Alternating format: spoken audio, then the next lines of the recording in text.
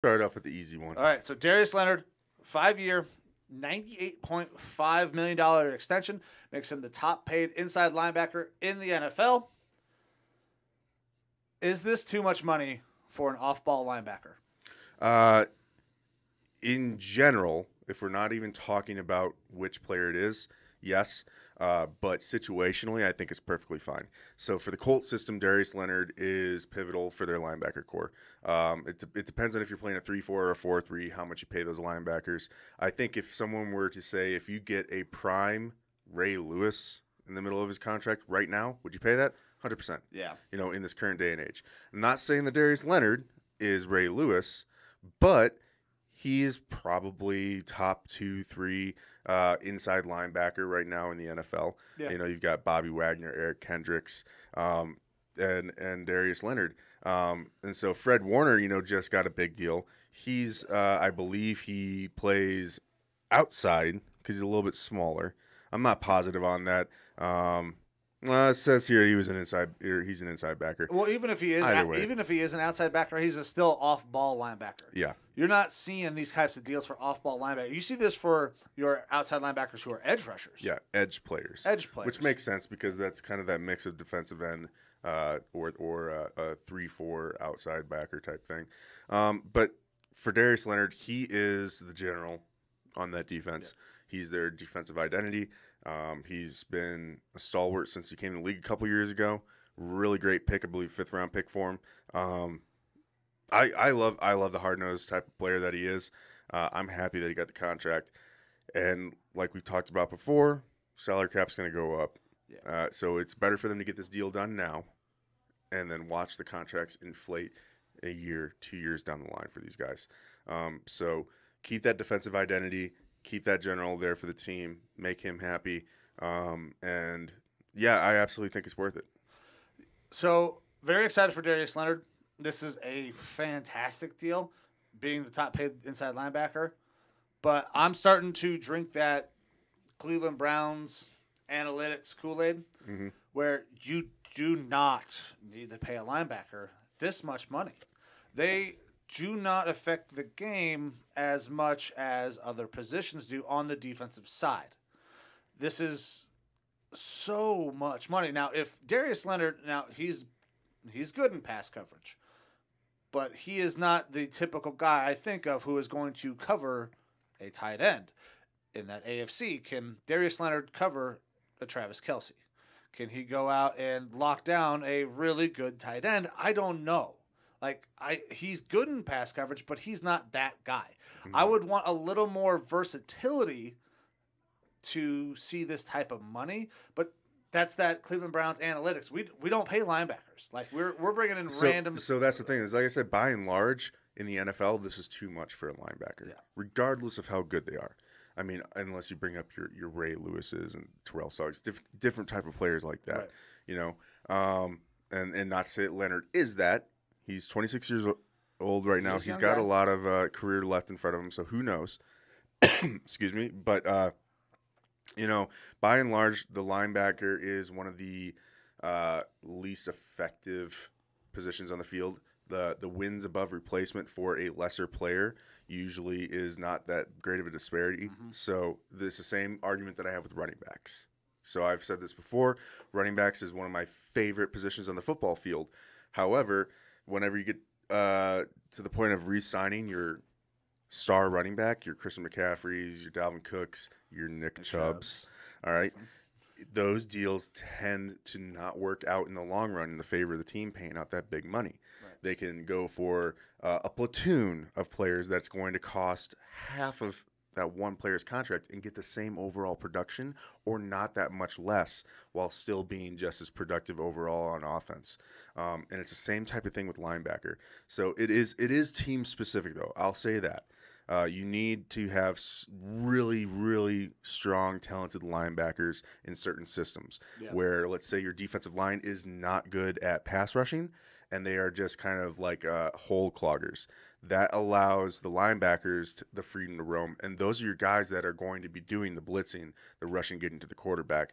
Certain defensive systems are predicated on having very dynamic linebackers and good linebackers where you don't need as strong of defensive linemen. You can just have those big maulers out there that are just there to clog stuff up. It's not as common because normally you do want some really strong edge rushers from your defensive ends to get after the quarterback. But in certain scenarios, there's reasons why you want to have, extremely talented linebackers and why they're extremely important to your system. I don't know that the Colts are one of those teams, but like I said, honestly, I couldn't name another linebacker right now on the Colts team. Yeah, Anthony Walker's now in Cleveland, so I couldn't either. Yeah. I'm sure I could pull up a depth chart and be like, oh, yeah, I know that guy, or, he's actually pretty good. But the point is that their defensive identity and especially their linebacker identity is Darius Leonard. So if they're paying one guy a lot of money and the rest of the guys, average money, then it's not that big of a deal to me. Yeah, I mean, I can see it. It's a lot. Darius Leonard is a stud, so I'm absolutely not going to sit here and disparage Darius Leonard and say he doesn't deserve the money. Hey, it's just so much money for a linebacker. It is a lot of money. I will give you that. But 2020, 132 tackles, 3 sacks, 3 forced fumbles, 2 fumble recoveries. Yeah, he's all phenomenal over. year. Yeah, defensive rookie of the year in 2018, second time All-Pro. He's a tremendous player. Yes. Okay, so we'll make that transition from Darius Leonard over into Xavien Howard. Xavien Howard gets his deal restructured and is staying in Miami. Did you foresee this happening? What do you think about? I know you didn't foresee it happening. I absolutely did not. You said he was gone. I thought for sure. I thought it was a strong possibility that he'd be gone, but I didn't want to close the door on it yet. And part of me thought that because of that statement that he put out. So we talked about his statement that he put out before, and I was vocal about how I thought it was a good way of going about it. So he wasn't going out and just like absolutely trashing the team. I thought he did it in a little bit more of a classy way, even though he did kind of say some things that could have been construed by fellow players as a little derogatory towards their talent, especially in the cornerback room. But again, I don't think that he was incorrect in those things. It's just things that you don't want to say publicly. But the way that he went about it, I thought he didn't trash the team. He said, this is why I'm requesting a trade. I would like to get paid what I think I'm worth. And I think that is what left the door open for the team to be able to work something out with him. All right. And this is the first time ever that a player with 4 years left on their contract gets this restructuring, gets extra money out of it. So good for him. I mean, it's also one of the struggles with me of, hey, you signed a contract, you should finish out that contract. But if you are so severely underpaid, then it's worth it to fight for your worth. Because in the NFL, careers aren't that long. No. So you got to make your bread while you can. Yeah, so I thought for sure Xavien was gone. And I'm actually really surprised based on what they did that they were able to make this work. Because they didn't really give him a whole lot of new money. Mm-hmm. They just started to make more of his money guaranteed, converting roster bonuses into guaranteed salaries. Because he was supposed to get, $12 million in non-guaranteed money in 2021. Now it's guaranteed. So obviously NFL players love guaranteed money. Guaranteed money is huge for an NFL player because if you're injured, you're not getting paid. Well, it's even bigger this year. With all these COVID rules and stuff going on, guaranteed money up front matters. Because if your team can't play because of a COVID outbreak, your money's guaranteed. Yep.